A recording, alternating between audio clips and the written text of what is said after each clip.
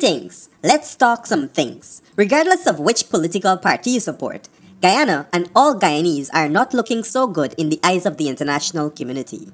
And we are quite possibly heading to one of our darkest Christmas ever. I'll explain.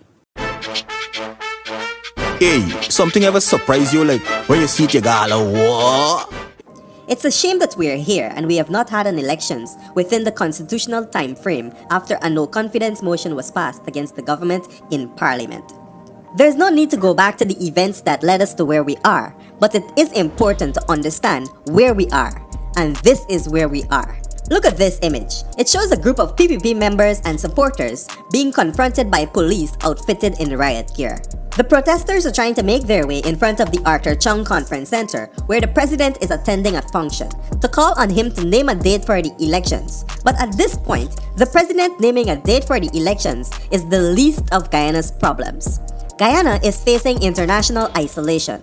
The United States, Britain, the European Union, and the Commonwealth have all indicated that it will be difficult for them to support Guyana's development needs in light of the government being unconstitutional. Development aid will be frozen from all international agencies in which those countries and the Commonwealth have a hand. The Inter-American Development Bank is not likely to disburse any further funding.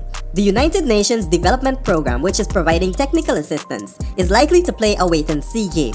The World Bank and the IMF are also going to adopt a hands-off attitude until after the elections. The government just announced that it will commence the work on the Linden to Maburo Road this year. What this means is not that the road works will commence, but the necessary pre-qualifications of contractors will commence. This too is likely going to be affected since the United Kingdom is providing those resources. Naming a date now for elections will not affect the international isolation of the government, and it would have been in the best interest of Guyana if we had had elections already. So far, the president appears unbothered, and there is expected to be an announcement today. As always, I will keep you updated truthfully and without fear or favor. My name is Mudwata. Boom out. Hold up.